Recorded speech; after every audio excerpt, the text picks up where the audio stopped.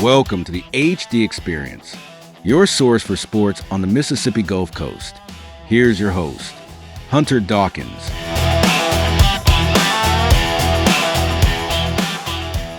Good afternoon. My name is Hunter Dawkins, the host of the HD Experience. This is the 41st episode of the Mississippi Gulf Coast Sports Podcast, sponsored by the Gazebo Gazette, the Harrison County independent newspaper here on the coast, the Beau Rivage Resort and Casino in Biloxi, which, as we know, Jeff, we had Riverdance play this weekend, which I heard it was pretty good. It was good. We have Shrek, which is coming up. That's the big show for the summer, at least coming in later on this month. Nine Toes Brewing Company in Pass Christian, who has live music every weekend. The Dwyer Realty agent, Stephanie Mankiewicz, and we'll be hearing from her pretty soon also. Joseph Kelly, attorney at law. Coast Casual in Pass Christian, who is having great summer deals. And Caitlin is planning to open another shop really soon from what I've heard. And the Rotary Club of Pass Christian's Paddle the Bay fundraiser, which will be here next weekend. Right on. And the Insurance Barn in Gulfport. And I got a new sponsorship from my very good friend, Richie Valdez, who is handling the Mississippi Deep Sea Fishing Rodeo, a big, huge event July 4th weekend in Jones Park. And we can't do anything but promote the all good out of that because that's the big fishing show in Mississippi. And we are always, Jeff, in the U.S. Marine Inc. studio. Jeff, this is something new. We're here. We're here. We're real people. We're doing it in video, man. We're going to have our YouTube channel, which we'll share out the link once we get that set up. This will be our first week of going video, and it's time. 42nd. That's what you said. 42nd episode. 41st. Well, getting ahead of ourselves, but hey, what a great thing it's been, man. We're almost at the year mark. You're doing a great job. You do it week after week. You get the great guest, and to use your own words, it's only going to get better. So, right. And of course, to the audience, I'm here with my wonderful producer of the show, also a good friend of mine. Jeff Clark is a well-accomplished, award-winning journalist, South Alabama beat writer, and director of Harrison County Senior Services. Jeff, I hope you're doing well. I am, Hunter. Today marks the third year since I had my heart attack. So, man, I'm just glad to be here, dude. God bless you. God bless you. So. Our theme is high school football. Right on. Everybody's wondering, well, what's going to happen during the offseason? Now, of course, we still have a little bit of college baseball going on. Obviously, Mississippi State was unlucky with their loss today, but they played hard as heck, playing on the road twice, losing, in an extra inning game today and by one run yesterday. You really can't really say, well, they didn't try. They didn't really have the effort. Well, they did blow a 7-point lead yesterday. But hey, who's counting? Great season, guys. But they at least went. It was all game long. It was back and forth. Sure. It was exciting. Let's talk about those Rebels. Of course. And, we'll have Caleb Sailors on next week, not this week, of course. He'll be coming probably from Omaha, from what I'm hearing at least. And they Ole Miss Rebels, take it to Auburn on the road in Auburn. I'm not sure if that's something of cheer for you or not, one way or the other. Hunter, I like it. I would like it if Auburn lost at Steve Sarkisian's basket weaving course. I'm an Alabama and Ole Miss guy unabashedly. So go Ole Miss, go Rebs, go Black Bears, whatever. Just keep on. Punch the ticket to Omaha. Out of all the teams we predicted, I don't know. I felt it was going to be State or Southern, but I'm super happy that it's Ole Miss. Of course, nobody really predicted it to be in Ole Miss. That's for sure, and especially with their really coming into the tournament, kind of falling by the wayside. But then, of course, winning the regional, the toughest regional in the nation in Lincoln, and then beating Auburn head to head twice in a row. That was a great thing. And we'll talk with our Ole Miss people next week too. But covering high school football this week, we've got some coaches, we've got some analysts. It's that time of year, Jeff. I know you're like, geez, they've got a lot. No, and you think about it, it's just a few number of What, weeks, 6 weeks? pretty Yeah, much. 6 to 8 weeks. I mean, look, man, I miss covering Pass High. Like I just had the best time covering Pass High last year, and I mean it was easy, right? Because they're winning, they're doing great. That Pass High Long Beach game still stands out in my mind. I Oyster mean, Bowl. yeah, the That's right. oyster, the Gazebo Gazette Oyster Bowl, That's correct. That's correct. which I look forward to that. Went to West Harrison a few times. They started out hot out the gate, had a great running back, and I love high school football, man. Pretty soon, Jeff, coaches are going to start telling you, hey, you want to show up more because you didn't see a whole lot of losses last year. Right, So right. Yeah, like I said, it was very, as I've told Jeff Stockstill, it was very easy to cover Pass High last year because they were killing it. especially when Paris is the quarterback, I And think that's again this year, right? it's 100%. Right You're going on. to be the top quarterback on the Gulf Coast, but I know we've got to get going here pretty soon. We got coach coming in, so we'll let it happen. All right, we'll be right back. Then I saw her face. Now I'm a believer.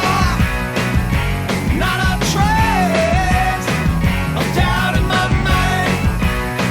Now I'm a believer. Yeah, yeah, yeah, yeah, yeah, yeah. Now I'm a believer. Then I saw her face. Would love to welcome my first guest, Mississippi Gulf Coast Community College coach Jack Wright, the head football coach for MGCC. Coach Wright has won 2 national junior college championships during his 8 seasons coaching. Coach Wright, how are you? I'm great. How are you guys? Dude, we're doing well. We're doing well. Our theme is high school football, and I know that's not exactly, you're at the next level, but I know how important high school football is to you and to the rest of the junior colleges, at least right now, especially when it comes to recruiting. Just give me a background of what you guys, if you're recruiting now or if you're just kind of following high schools along right now during the off season, just until you guys get started on the fall camp.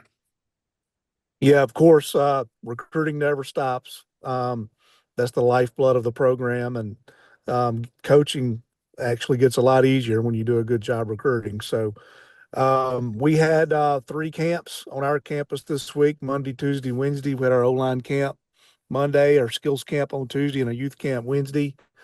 And what's kind of a trend for us is we've got 7 coaches on our staff. Well, 3 or 4 of us are on the road all the time with some of these mega camps and camps at Division I schools. I'm on the way home, and now there was a camp at a Division I school we were invited to. There were 100 kids there, and all of them were high school guys. Most of them the class of 27. So we're just trying to canvas and build relationships, figure out who these kids are in the next class, and it's a big job. It takes a lot of time to wade through all that information. Coach, and especially when you brought up, and we'll segue to that about recruiting wise, I know I've asked you this before, but I'm just trying to remember what the level, how is this transfer portal affecting y'all, at least not only through recruiting purposes, but is it, or is your relationship with high school coaches or your relationship with Division I coaches, how has that been affected? I would say that the relationships between us and high school coaches has never been better.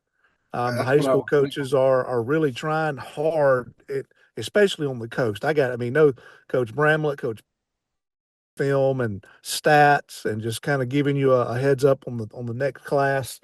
We've always had great help from the high school coaches. I would say that the relationship with the 4-year schools is a little strained, because um, a lot of them want our guys. They want guys that have played. Um, and sometimes, it may not be the right fit for the kid or whatever at a certain Division I school. And, we try to explain all that. And, we see all these situations. We see that what the kids are getting, what they're being promised. And some kids, quite honestly, are better served in playing at a junior college than to go someplace with no guarantees, no money, some things like that. So it's getting more and more difficult, sometimes with the 4-year schools, but the high school coaches have been awesome. Coach, I know you're aware of this back in the day because this is obviously when you were coaching up in Northeast or so. When there was like a Cam Newton scenario, do you guys ever come across that type scenario where you got a kid that's coming from a Division I but really wants to get some playing time, but it's kind of impossible now, I'm sure, with the money that's flowing. Do you guys get that scenario anymore, or is that just a in the past style of situation? No, we actually signed 8 Division I transfers over the Christmas break, and we've signed 2 more since the kids have been out of school, in the last 3 weeks, and we want to sign some more. Um, so yeah, we get those situations. Every situation's different. If there's a coaching change at a Division I school, that affects playing time and guarantees that were made with the previous staff. And a lot of times kids just find themselves needing to go to a JUCO. And the number one reason for that is they need to play. They need to put it on film. Maybe they didn't play where they were, didn't see where they were going to crack the depth chart, but the kids need to play. And if they play well for us, then their value goes up. And that's been a pretty easy pitch the last 3 or 4 years. What's the level of, I remember when I was coaching way back a long time ago, coaching, you and I are close to the same age, but that being said, when I was coaching back a while ago, and I'd go to coaching clinics, and Coach Saban was there, obviously, and I went to one of the camping clinics, and listening to him, he explained about how important it was to have high school coaches being able to teach, because instead of all this just worrying about tackling, worrying about wins this way and that, but because of us, the high school coaches are supposed to be teaching. Do you guys ever run into that problem where you have high school players that come up, they're really unbelievably talented, but the coaching staff, whether it be for a good reason or not, or maybe they've had switching of coaches here and there, you have to virtually teach the players techniques and things like that to get up the board? Yeah, we do that anyway. I mean, we teach from square one. We're very basic. We assume the kids know nothing when they get to us. Now, some kids do. We get some kids from some great programs, but we teach from square one. The number one thing we teach is blocking and tackling and effort. And very basic blocking technique, very basic tackling technique. And I think my coaching staff is among the best in the country at teaching fundamentals, but out of necessity, with us not expecting anything to be known previously from our players. So we got a great staff that teaches fundamental football. Well, Coach, we wish you the best of luck. Let us know if there's anything we can do for you. We definitely look forward to following you, and hopefully we'll get you on again. Sounds good. It's been a pleasure. Thank you, guys. And now we have our next guest. We would love to introduce Pass Christian High School football coach, athletic director, the 2025 MHSAA District 8 4A champion, and the 2-time Mississippi High School Athletic Association state championship coach, Jeff Stockstill. Coach, I know you guys had the golf tournament. Well, I don't know about the golf tournament this week or not, because there's a little bit of weather yesterday. Yeah, it was. But that being said, how's the team looking as far as I know it's a little early on, and I know you guys are just before July 4th, but I see you guys out there practicing every day, trying to go over some, I guess, some fundamentals and things like that. Yep. Coach, kind of let me know what's the basis, what you guys are working on. Well, pretty much this time of year, we wanted, after spring training ended, we gave our kids a week or two off, trying to get a break from sports and all that stuff. So this first week, probably week and a half, we'll spend primarily in the weight room and condition and trying to get our guys' muscles back in shape, getting them used to get them outside, get them used to the heat and stuff like that. And being a 4A school, we're probably gonna have about 20 kids that play other sports, and you'll have some baseball kids, and you'll have some basketball kids and some soccer kids. So they'll come with us first thing in the morning, get their weightlifting in. And we'll do some conditioning and some running around and stuff like that. We take our team to the beach and we do some running around in the sand just to help strengthen some joints, some knees and ankles. And then, those kids will go off to their other sports and practice later on in the day. And we're doing that a couple times a week. Next week, we got a 7-on-7 schedule with the football team. So we'll go do that. And once these other sports start winding down, then we'll start picking back up with the heavy lifting for the football, as far as fundamentals and things like that. We do that pretty much every day all year. So here in the next couple of weeks, we'll start focusing on our next opponent. We're going to scrimmage West Harrison in the fall jamboree, and then we'll play Long Beach, Purvis, and PCS to open up first 3 weeks of the season. So we'll start working on some game plan specific stuff probably the next couple of weeks. Now, Coach, I've never asked you this, but of course, this is the right time to do that. I know, and I'm not trying to knock north of I-10 schools, and I know you've got a great history of doing that, of coaching north of I-10 schools, and we're very successful. What are the benefits of coaching a football team on the coast? Like I know you talked about with the sand and working on the joints and possibly scheduling teams out of Louisiana and Alabama for 7-on-7 things. Sure. Give me some of the benefits versus what you would at a rural area style school. Well, I've worked at 4 or 5 rural high schools, and unfortunately, those areas are going to be a lot of the population is going to be below the poverty line, and they're going to have limited resources and things like that. So as far as the coast is concerned, there way more resources. There's more people. There's more people around your program that's willing to help. The schools are going to be able to employ more teachers, so you're going to have a couple more coaches than you would at a school that didn't have those resources. The facilities, the schools are going to invest in their facilities. Pass got the turf field around 2018, 2019. And then within the past 36 months, they put a $2 million renovation into a weight room and a locker room and a football facility, really a multi-purpose weight room, but also renovated their football facility. Did the same thing for baseball, softball a few years ago. So you're going to get a lot more resources that you can use to help get your team a little better. Now, there's a lot of good athletes up in the north now, I will say that.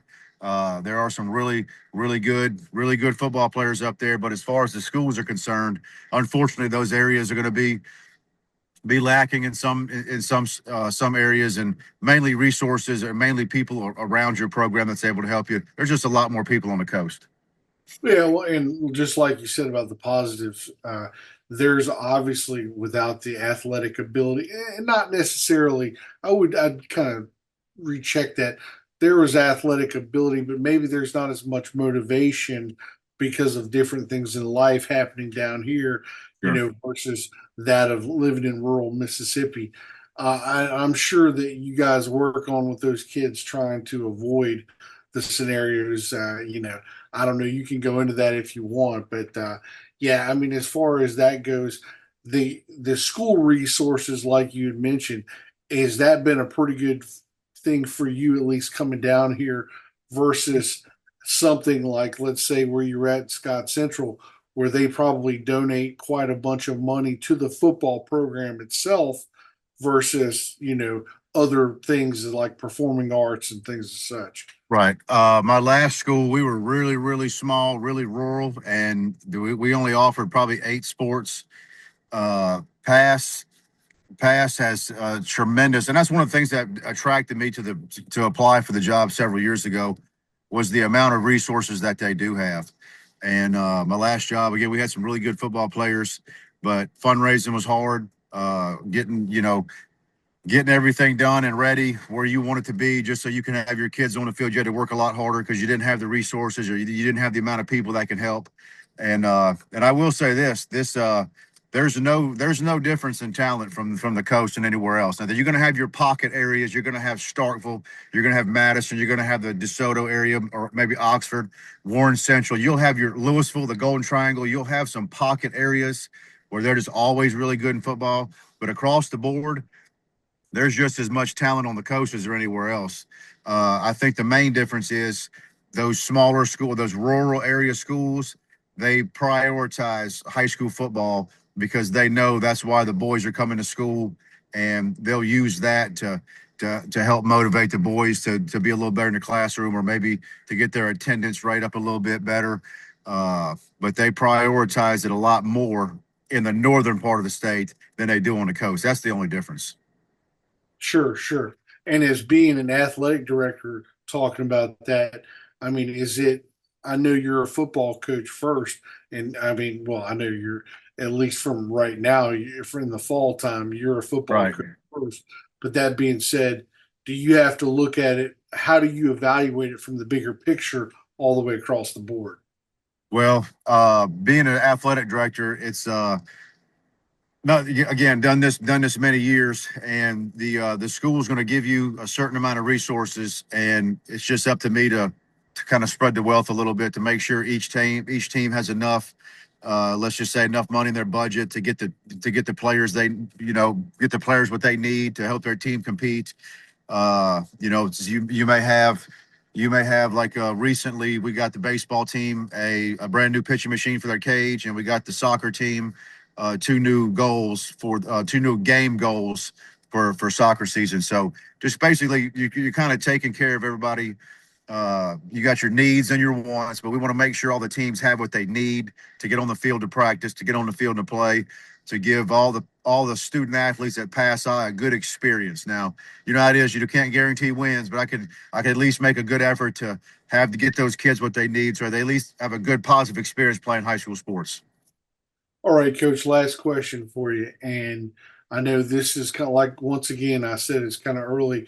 Is myself and Dr. Evers, the superintendent of Pass Christian School District, had put the game together about 9 years ago now, the Oyster Bowl, with the Sure. Gazette sponsoring the Oyster Bowl. That being said, those are 2 basic communities that grew up playing football with each other, playing against each other, and it's kind of been some camaraderie. There are people from Long Beach know Pass Christian, people other way around. What's important that you have been, since you've been here, at least in this game, not so much the coaching staffs and all, but from the communities, one or the other? What have you seen? I think both communities do an outstanding job supporting their local schools. That's something you don't see all over Mississippi. I will say that as well. Both schools here do a good job supporting their student athletes. Both schools have nice, outstanding facilities. Our superintendent is 100% supportive of our athletic department, of our coaches. She wants us all to win. She wants us all to compete. But I enjoy games like this, because I think small town high school football is the fabric of America. That's the backbone of our sport. I mean, we're on TV. We're not in the big NILs. We're not doing all the stuff that the big schools are doing, and the colleges and the pros. But high school football is the fabric, and the backbone of that is high school football, small town rivalry. So I always enjoy games like this. Just watching people over the years come back and tell you stories of what they did back when they played their rival 10, 20, 30 years ago. Coach, always good to talk to you. Take care of yourself. We'll be talking to you either right before the season or right after. Absolutely. Thanks for having me on, Hunter. Take care. All right. And now I would like to introduce one of my good friends and former teacher, Joe Jacks, who is the head track and field coach at St. Stanislaus. Additionally, Coach Jacks is a sports reporter for the Gazebo Gazette and the Seacoast Echo. And finally, he is an Ole Miss beat reporter. But most importantly, he covers all of the Stanislaus football games, at least this year. Coach, talk to me about, before we get on talking about the Ole Miss Rebels and the successfulness they've had on the baseball team, which I know you're more than happy to talk about. Talk to me about with the MHSAA has come up with this new, it's called a multiplier, and I'm just going to let you go ahead and give the audience the explanation that they're looking for. Okay, well, Hunter, great to hear from you. Thanks for having me on. The multiplier that the MHSAA executive board passed on Tuesday, this past Tuesday, is a 1.5 multiplier across the board for all private schools throughout the state of Mississippi. And the way that they phrased it and the way that they put it forward was to make the playing field more even because of the perception that private schools control their own enrollment. Now, I came up in a different way than most people around me. My mother was the president of the Bay Waveland School District Board of Trustees. Wow. My father was the attorney for the Hancock County School District for 29 years. And I attended St. Stanislaus. So I was able to hear discussions that most people around me did not know. And going back as long as I can possibly remember, and in September I will have been on this earth for 56 years, private schools are always looking for students. There's no need for them to control their enrollment. Why would they? Parents have to pay twice to send a child to private school. So this equation of trying to level the playing field that the MHSAA is coming up with is a play on words. It's not evening the playing field. The 1.5 multiplier, there are 11 schools in the state of Mississippi that compete in the MHSAA as private schools. Okay. Several of them are down here on the Gulf Coast. St. Stanislaus and OLA in nearby Hancock County both participate in the MHSAA, and they are private.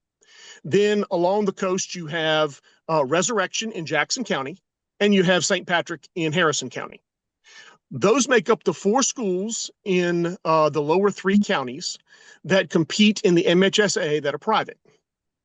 And this 1.5 multiplier is going to be applied at this next enrollment classification restructuring period, which happens every 2 years at the MHSAA. So that'll take place in October. It'll be released probably sometime in November, and it will show what the competition divisions will be per classification for the next 2 cycles, the next 2 academic school years. They do this every 2 years.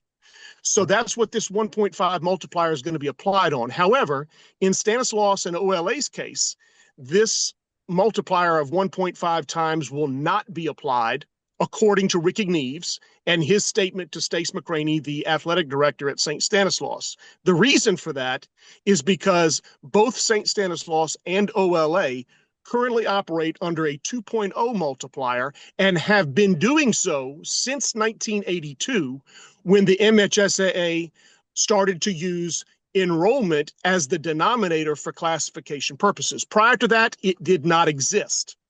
They apportioned them how they decided to do so, and that was the birth of the division and the playoff format that we currently operate under in the state of Mississippi beginning in 1982. Okay, Coach, I've seen a lot of, Louisiana, they don't really do this multiplier, but they've had a lot of teams. For instance, John Curtis switched to a number of different divisions because they would win state championships virtually in every single division they were set aside. Do you think this has anything to do with Presbyterian Christian in Hattiesburg that sort of came in and they just jumped to the top of virtually every single sport they were in. Or do you think that the MHSA is afraid of more schools following that same pattern just in MAIS that they wanted to do that? Well, there's a couple different factors and aspects that apply to this. First of all, we have to take a look at the MAIS, which is the Mid-South Association of Independent Schools. Mid-South meaning not meaning Mississippi, but Mid-South, because the MAIS has schools from Arkansas and Louisiana that currently compete in the MAIS, which is made up of probably 90% Mississippi schools, Mississippi academies. All right. First of all, we have to look back and see how the MAIS came into existence. Not many people really want to talk about this publicly, but I'll do it. I'll jump out there and be the first one to do it. It doesn't bother me one bit. Absolutely. MAIS was formed in roughly 1968 as a result of the Civil Rights Act, which was supposed to open up integration in public schools as part of its aspect. Okay. The National Civil Rights Act obviously is a lot larger than that, but part of it was to open up public education to everybody, and not have schools that are integrated. So and this it was is mainly focused on one of the Mississippi and Louisiana and school areas like that state, primarily, I'm sure, even though this was a total national thing, I think it was more focused, the Civil Rights Act, obviously, on states like Louisiana and Mississippi, Alabama, and things as such. Well, I mean, you can call it what you want, but it was white flight leaving public schools when the minority populations began to take over the overall student population. All right, so people want to lump some of these other private schools into the MAIS method of thinking, but let me say this: St. Stanislaus was founded in 1854, over 100 years prior to the purpose of these academies. So for someone who's trying to lump St. Stanislaus into this whole recruiting philosophy of the MAIS schools that are beginning to jump ship and experiment with playing MHSAA schools and possibly entering the MHSAA, as Presbyterian Christian did this past season, that's completely unfair and it's unfounded, because Stanislaus existed in 1854, over 100 years prior to that. The federal government wanted integration to come through, and before Mississippi integrated, Stanislaus was already integrated in 1966. And they also had the very first African-American selected to the Mississippi High School All-Star game in basketball. Curtis St. Mary, class in 1970, was the first Black to play in the Mississippi High School All-Star basketball game, came from Stanislaus.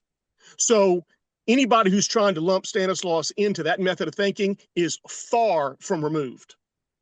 Okay. OLA the same way. Coach, the same thing then. Let's say another MAIS school decides to jump. Those schools also have been known nowadays, not necessarily for segregation, but for recruiting purposes.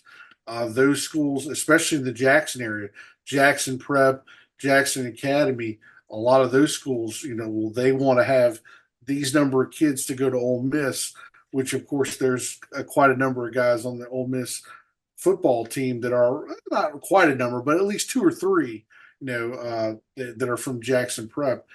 Is that going to be somewhat a similar thing if those schools join the MHSAA? Because I'm not even sure if MHSAA has a rule against recruiting for those purposes or anything as such. Well, recruiting is a word that nobody likes to use. Okay, in any form or fashion, nobody likes to use it. All right, let's cut to the chase on it. Private schools have to go out and find students to bring to their schools, otherwise they don't exist. All right, sure. Parents pay twice.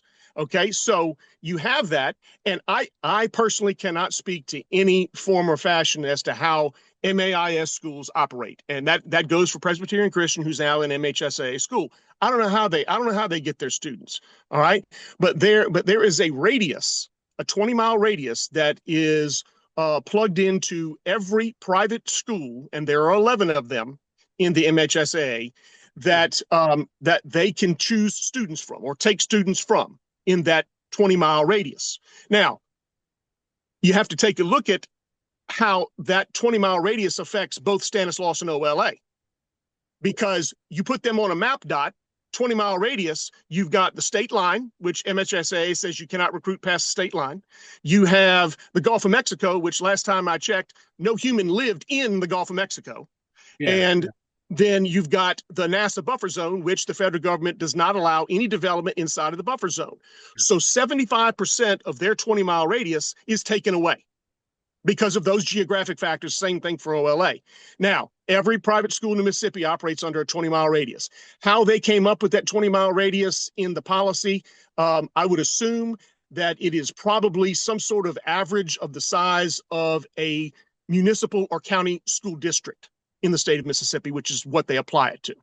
Do you have any idea when that 20-mile radius rule came into effect? Because obviously, as you remember, as you taught several guys out of my class and other Stanislaus classes that were, I don't want to say recruited, but the brothers had missions all across the world, and they happened to pick up, students, from Brazil, from Ivory Coast, things as such. And it wasn't necessarily a recruiting, but because the Brothers of the Sacred Heart had those mission trips in those places, there just happened to be, children that were interested in things as such. And so I don't know if that's something that was ruled upon or not. So the 20-mile radius, as far as I can gather, the 20-mile radius circumference that they applied to private schools came into existence in 1982 when they made the new classification procedures. Now, with Stanislaus being a boarding school, when a student arrives to St. Stanislaus, their address is 304 South Beach Boulevard, Bay St. Louis, Mississippi. Now, there are other parameters that they place on these students, specifically such as if it's an international student and they're a senior, they can play immediately because they have 1 year. Yeah. If they are an underclassman and they come in, they have to sit 1 year. That's one of the newer policies that the MHSAA has implemented with private schools and across the state of Mississippi. So Stanislaus follows that, and has always followed that. OLA the same way. So we've got different policies and procedures that are put into effect at the request of the MHSAA, and we have followed those regardless, no matter what the outcome is. But the international student does not apply to the 20-mile radius because, I mean, geographically, if you look at it, 20 miles is 20 miles, Exactly. no matter how you take it from the center of the map dot. So Exactly. that 20-mile radius does not apply to an international student. The policy regarding the age of the student and as far as year in school is what applies to an international student when it comes to competition at any private school in the state of Mississippi. Coach, we appreciate you. We're definitely going to have you on again before the season starts. We want a little bit of information more, at least that we know the historian that you are and the definitely the knowledge that you have. So feel free to give the audience how to contact you, and we look forward to hearing from you soon. Sure, Hunter, thank you. They can certainly reach me by email. jjex2@aol.com is the one that I keep with me at all times, so they can reach out to me that way. And with my Rebs advancing to the College World Series, I just got to say hotty toddy. Thank you, Hunter. There you go. Appreciate you, Coach. And here, I would love to introduce one of my good friends and one of the experts of high school football across the Mississippi Gulf Coast, who fans, students, coaches, and scouts follow through Twitter and Facebook. Matt Stats, how are you, my friend? Hunter, it's great to be on HD Experience, and just to be part of your plethora of guests here is great. I'm glad to be on here once again, hopefully to bring some knowledge and insight to the fans out there listening. Yeah, I mean, of course, as you know, we had a little bit of public school knowledge, a private school knowledge. This multiplier information kind of explained. Talk to me about what, of course, not that that's going to matter to us this year, but as far as is that there been any shakeup, or at least from what you've heard? Because I know you're all around the map on the coast, at least finding out and hearing things from different schools. Yes, as far as the multiplier to 1.5, if not mistaken, St. Stanislaus is already at 2 times. I don't know if you could confirm that or not. From what I Yeah, understand, as far as their football program, that is, which of sure. course it's all boys school, so it's a 2 times, so they won't necessarily affect them because they're not going to add 1.5 and two, and make it 3.5 on St. Stanislaus. Of course, the other schools, Resurrection, St. Patrick, Christian Collegiate, they will be affected by that. I did post it last week when it did break, and there was a lot of comments on there, especially from like St. Patrick fans, like they're going to move up, big time again in the year after this year coming up. So it will affect the private schools here on the coast for the most part. Now, I mean, yeah, both sides of it. I read different boards, and has the private schools dominated in MHS? The schools this year, football, they didn't have any private schools in the state championship games. As far as basketball, you had St. Stanislaus out of the boys and girls combined.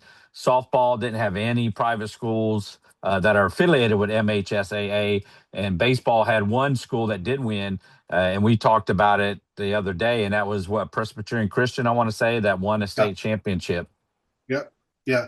Well, and So they were heavily involved in lots of sports that I just asked, one of the guests about too as well. And that's a little bit more of a political side and a political push more than a just a basic you and me football type scenario. So yeah, so it will affect, like I said, not necessarily St. Stanislaus, I don't believe, as much as it will Resurrection, St. Patrick, and again, Christian Collegiate. I posted a video from MHSAA from the YouTube page. Anybody can watch it on the Gulf Coast High School football page. And, what he explains about why they're doing this, and the multiplier that is 1.1.5 times. And that, again, it'll start 2027 with the redistricting of all the sports. This is not just football, all the sports. So, as high school football is our theme, this week. This is me just giving you the range, just saying, hey, what's the big key focus you think that's going to come out these the fall days, I guess you could call them, even though we don't really get into the fall days until about October. The fall season, the fall boys. That's really the kind of push that we're making. What are you seeing? What are you hearing? Yeah, as far we're just over around 80 days out to kick, about 11 weeks out till the official kickoff on that August 28th. And I mean, there's all kinds of things happening still. And we'll get you from here to there at Gulf Coast High School football. But you have camps that are still coming up. They just had a whole bunch of camps at Gulf Coast. They got PRC had their camp, but they still got a 7-on-7 camp there. Coast football in general, the 25 teams here on the coast are still active. Obviously in the summer, again, that's where you're going to win your championships in December, is here in June, July, and August when the season starts. So, they have a 601 elite camp coming up, not a camp, under the lights quarterback by Wyatt Davis, who was the quarterback there at PRC back in 2015 time. And he hosts a camp. I believe it's his third year at USM, June 20th. I mean, over 60 quarterbacks, from JUCO quarterbacks, including Parker Nettles, who played obviously at Gulfport, won the state championship, plus the 2027 quarterbacks, a couple of them, Ramsey from Biloxi, Wedgeworth from Hancock, Paris Trivelon from Pass Christian. You have quarterbacks, a couple of them from Alabama, Louisiana. From the 2028 class, Berglund, who was from Ocean Springs, the quarterback there, Trey Smith from Poplarville, and even goes even further to the 2029 to the 2030 class with Keon McNeil out of Gaucher and Wolverton, Jackson Wolverton there, Dawson Sullivan from St. Martin. So that's a big camp. Again, I say camp. It's a quarterback competition, invite only. which Parker Nettles won a very high prestige there out of that quarterback competition last year. That's something to look forward to coming up on June the 20th. So we have that coming up for high school football. That sounds like a Mississippi Manning Academy almost. Yes, they have like 12 coaches, and one of them is Coach Pennock, which he's been there with them for a few years now. But he is one of the quarterback coaches that will be there. Other person from the coach, Sean Murphy from Biloxi, and also Patrick Mooneyham from Gulfport will also be there, along with other coaches. You can find that on my Facebook page. But it is like a quarterback camp. They have competitions. I believe anybody can show up to watch it. As far as fans wise, I don't believe it costs anything. They haven't posted anything like that, but it is 6 to 9 on June 20th at USM, hosted again by Wyatt Davis, the quarterback whisperer, as we call it. That'll be one guest, that I'd recommend if you can get him on your show here. But it is a big deal to do, and it shines a light definitely on the quarterback from the state of Mississippi, and also who they're throwing it to. I mean, if scouts are there watching, somebody has to catch the ball. So, hey, you shine the light on the quarterback, they'll shine the light on the wide receivers catching the ball. Last question, Matt. Let me get this to you now. With these quarterback camps and with all this stuff going on from your other life up at JUCO ball, when does Gulf Coast start? When do they? Because I know they have, as you had told me, they have a 10-game schedule now. So when are they officially starting? When are they ending? Just so we can kind of follow the Bulldogs from there. Yeah, Gulf Coast, as all the schools in JUCO will start that Thursday before high school starts, which will be August 28th, and it'll go all the way to the end of October, right before Halloween. Every team schedule is out. I just posted it from another website. I posted on my Facebook page. All 14 teams schedule all out. Everybody will have 10 games, no bye week. This is new this year.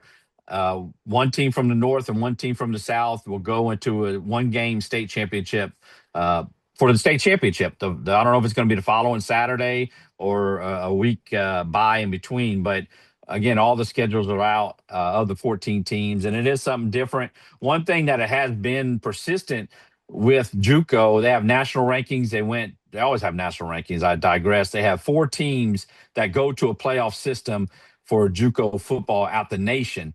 And usually, and it has since 2021, the state championship winner from Mississippi has gone into that 4-team playoff. Northwest was in it last year. East Mississippi played for the state national championship a couple years ago. They did lose. But so to win a state championship in Mississippi and JUCO, that almost guarantees you a spot in the national championship playoff game, as that consists of 2 weeks in the first part of December, which the national championship game usually is around the 17th, 18th of December during the middle of the week on ESPN, national televised, that game is. So a lot of things happen in JUCO football. Again, those schedules are out now on the Facebook page, and we really look forward to it. A lot of time, again, 80 days to get there, but we're certainly going to bring you from here to there. Tell everybody how they can reach you, my friend. Yeah, just type in, like I say, on X, Coach Football, on against all social medias, and you want everything sports, you go to Gulf Coast High School Sports, powered by Matt Stats. Again, we'll get you from there. We'll have the toughest schedule coming out. West Hurricanes had the toughest schedule last year. We're the only place that ranks all the teams on the coast. Top 25 will rank them preseason ranking as soon as the season gets a little bit closer there in August. And of course, the game predictions. So a lot of happening on Coast Football, just like here on the HD Experience. I certainly appreciate you having me on, Hunter, and great the fans, the greatest fans here on the coast and in the state. So I appreciate it. Always, my friend. You take care of yourself. All right, Stats out. Next, we have my final guest and good friend and Pine Belt sports writer, Dale McKee. Dale hosts the Brouhaha on WABO 105.5 FM with Marshall Wood. Dale, how are you, my friend? I'm doing good, man. That's going to be a tough act to follow there. Very knowledgeable. Well, Dale, this is the thing, because you're a little bit closer to this team.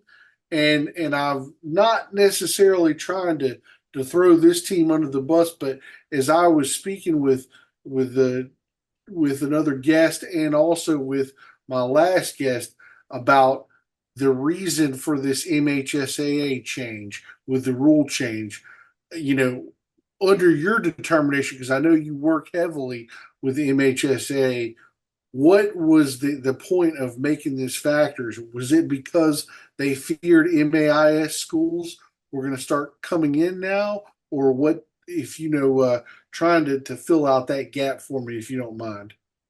Well, I wasn't in any meetings, and I really just worked championship games for them. But I just imagine there may be some interest from other private schools, and they just wanted to say, okay, if we want to uh, get this ball rolling and invite some others in or someone to come in. I think that we have to have a plan, and I think it's a pretty good plan to start with. All plans are adjustable. A lot of our, I've been told this too, even some of our laws from Mississippi that are passed in the legislature, we steal from other states. So I'm sure that this private school thing is in some area it's pretty it's pretty hectic. Some of the public schools, if a team's not doing real well, one of the private schools I've heard, especially up around the Jackson area, will take a player. But I think the private schools have come to the conclusion too that they're not going to take a lot of senior transfers anymore from the public schools, and that's because they have a scheduling problem in the private schools. From what I've told, no one wants to play the big three Jackson schools, and so that's an issue within their own association. So they are trying to limit some of these players being, and I'm not trying to get in recruiting in any way because that's whole nother story. Even I though was going to say we're going to get to that one in just a second. okay, but anyway, that's just one of the. I just think Mississippi High School getting back to it. It's just my opinion, not their opinion. I just think they wanted a plan in case any other schools wanted to come in, especially after PCS's success in baseball. I think that had a lot to do with it, that they could see that they could compete. Some of the schools, not all their schools can compete, but some of them can. Well, that was a great segue because PCS not only winning the state championship in baseball, but pretty much excelling in every sport that they competed in. That was kind of the overlying factor. I thought maybe it was because you live right next to that school at least, and you can see the athletes they have, and I'm not sure if the recruiting aspect was part of it. I don't know that school, but I know in Jackson, with the Jackson Big Three, as you said, half of Ole Miss's, well, it used to be, not anymore, but half of Ole Miss's rosters was combined with those three schools. Am I wrong? No, you're not wrong, Mike. See that the quarterback from Southern Miss, Jackson, is it Jackson White? John White. John White. Yeah. John White. John White has his hometown listed as West Mississippi. West Mississippi is at least an hour from, maybe longer, from Madison Ridgeland Academy. And so that's a long way to travel. And the little running back years ago that played for Ole Miss from Jackson Prep, he was from Lee County. Yeah. A little about 5'9", about 170. I think he went on to play for the Chiefs for a little bit. Yeah. I can't Lee think. County, that's a little bit of a distance from Jackson. Yeah. I mean, so it's just one of those things, But listen, public schools steal athletes from other public schools, I'm sure. I say steal, but I mean, parents and kids want their kids in the best, okay? Yeah. And so if they can see, and a lot of parents are consumed with recruiting, and as far as getting their kids a scholarship, whether it's in baseball or football or basketball, well, you want to play for the best coach or you want to play for the best school district, and you really can't blame parents for that. You know what I'm saying? And I know they brought up consolidation this last week, and and the education department up there at in Jackson. You know, but Yeah, this you know, department. but now you know in Smith County here we've got Taylorsville, who is Raleigh and Mize all went state championships in some sport. So why would they want to consolidate? I mean, they're good. They think they're you know that they're okay, you know. And Yeah, I know athletics doesn't have everything to do with it because when you're trying to find a math teacher or science teacher and you can't find one because they don't want to travel 30 miles, 40 miles to teach. And if they do, they're not going to stay but a year. So, you know, that's all the kind of things that small schools have to kind of put up with. You know, I say put up with, but that's what they have to face. sure. I I'd say don't know. yeah.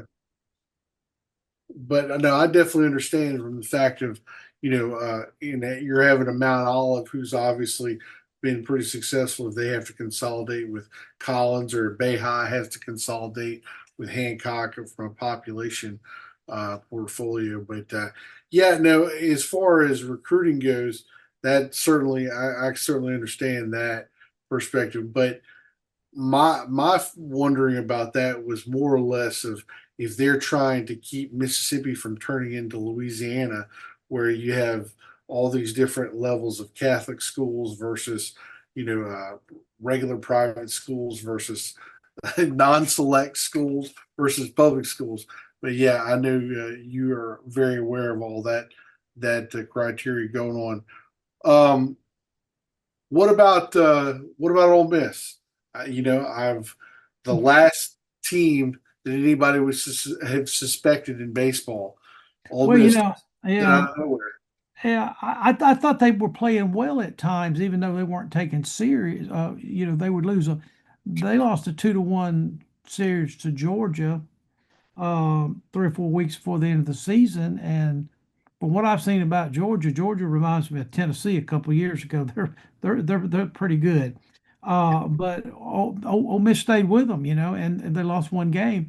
But I was just watching the regionals from Lincoln, Nebraska, and the announcer for ESPN, he said, "Ole Miss is built for Omaha." And I didn't realize that until, you know, if you think about it, if they can get Hunter Elliott